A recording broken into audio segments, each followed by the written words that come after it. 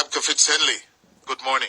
Good morning to you, Cliff. Hello to the listeners. How are you? I'm well. How are you? I am looking at the developments, and if you're in this thing as long as I do, you're not surprised because you get a feeling we've been here before. Yes? I recall covering the Labour Party crises. Yes, note crises in terms of leadership challenges and problems. And now if you live long enough, you see it happening to just about everybody. The PNP is now in the middle of a leadership crisis, isn't it?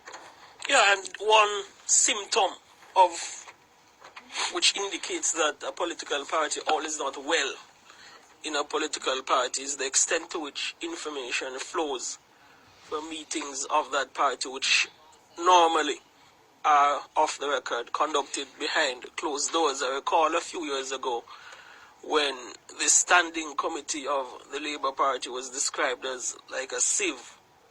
Yeah, when in the golden era, when there was controversy regarding the whole handling of the Dudus matter. I suppose it's now the time of the PNP. I could go back a little further. In the Siaga area, the Gang of Five and the Western 11, yes, when we would be briefed within minutes of the meetings ending. And that is what happens when there are people in political parties that feel that they are not getting justice. They talk. They talk. They and sing.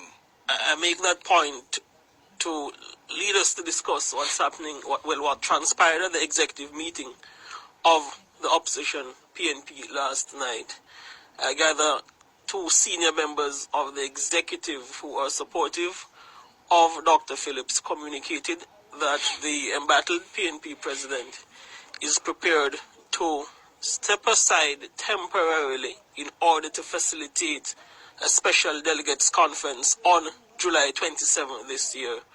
This in a bid, according to the Phillips people, to cauterize the duration of any potential fallout from a leadership battle, while the Bunting people are saying it's an attempt to limit Peter Bunting's reach or ability to reach out to the delegates of the PNP. I am told that, as you indicated earlier, Cliff, Dr. Phillips was not at the discussion regarding his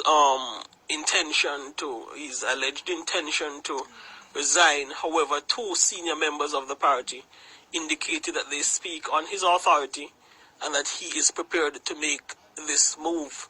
I gather his challenger, Peter Bunting, indicated that his campaign team is opposed to any move to hold a special delegates conference, and he will only be nominating for the post of president of the PNP in September.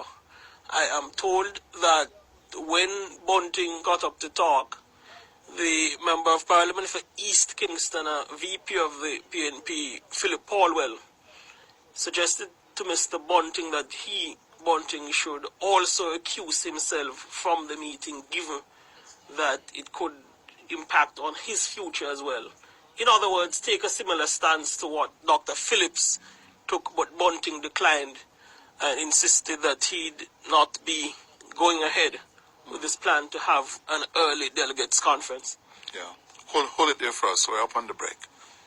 28 minutes going up to 11. So we have our senior parliamentary reporter, Abka Fitz Henley, who has been tracking the political developments in the PNP. We were the first to report that a leadership challenge was coming. Yes, some people didn't believe, but it is here. And now this morning, the People's National Party is in the grips of that leadership crisis, given what transpired at their weekly executive meeting last night. We gather that some people expressed frustration and anger. The party was imploding as well. Yes, I gather another senior member of the party, before he left the meeting, he indicated that the party is imploding and it's time for senior members of the party to take steps to prevent this implosion of the 81-year-old party. Factions are being made in the party, Cliff. I gather for example, a Damian Crawford was very vocal in the meeting of the executive last night regarding the holding of a special delegates conference. The feeling in Peter Phillips's camp is that, why give Peter Bunting enough time until September to reach out to the delegates, and also that a special delegates conference will prevent the bleeding of the party in the public domain. But Team Bunting, they are arguing that, Phillips has had charge of the PNP for a long time. Well, 2.5 years is not a long time. Enough time. Yes. And he has not. He should be making an impact by now. Transformational changes. And hence the challenge will go ahead, and they are insisting that they be afforded the opportunity to have until September to have this challenge take place. And I gather Michael Vassiano, who is the legal advisor for the PNP, advised that the Constitution gives the right to any member of the PNP to offer him or herself in September. Therefore, it appears that Bunting is on solid legal ground when he says that he intends to nominate in September, and there is not much legally that the party can do to force him to take part in a July conference as opposed to the usual conference in September. Which is a real dilemma because constitutionally the party has to remain faithful to that, its legal precepts, right? And Bunting understands very well that the Constitution is on his side. Yes. The dilemma facing Phillips, if he were to resign, as is being suggested, is his intent, it will be seen for what it is, a contrivance. It's going to be contrived, yes, to facilitate his timing of an early delegates, a special conference. Yeah, that's the word that is being used by people who in the PNP who oppose this plan of holding a July conference, is that the constitution of the party prescribes that there must be some special circumstances for the holding of a special delegates conference. And therefore this thought process emerging from the Phillips camp about an early resignation to facilitate an early conference is really to create a set of circumstances for a vacancy. But I think this business about a long campaign could be damaging for the party is a legitimate point. Yes. But the feeling within the PNP is that it also conveys that Peter Phillips' camp is not too sure about a victory in September. They feel that earlier that they go, they stand a better chance. For example, there is speculation in the PNP regarding the loyalties of prominent members of the party who normally would support Dr. Peter Phillips. The feeling within the Phillips camp is that they don't know where they stand, and if you give Bunting many more weeks, several weeks, to campaign, he may well reach other people to support his candidacy. The element of the story I'm watching carefully, though, is whether who's going to blink first on this issue. Will Bunting blink or Phillips blink? And frankly, I think the Phillips people, I don't want to say it this way, I want to say it could work for them, a long campaign. Phillips has not distinguished himself as a kind of leader to generate energy. They've been using that word. Energy is low, flat. This could be his springboard, if they're being smart politically, to really step it up, and embrace it and show what he's got. Yeah, but when you're competing against an opponent who has, the perception certainly is that he has tremendous fiscal muscle. And I'm not speaking here about vote buying, but conventional knowledge is that resources. A campaign that is well funded is likely to be visited by some element of success. The fear I'm getting from the Peter Phillips camp is that if you give Peter Bunting, Mark Golding and their surrogates until September to campaign and reach out to delegates it may be problems for the Peter Phillips-led party. But, well, for Peter Phillips' future as president of the People's National Party. But that must be balanced against the fact that Phillips is still the leader of the party. He has the authority of the Constitution of Jamaica. Yes, he's recognized as the opposition leader, which carries with it some gravitas, some favors that can be leveraged. Two, he is still in command of the party machinery. The 4 vice presidents are with him.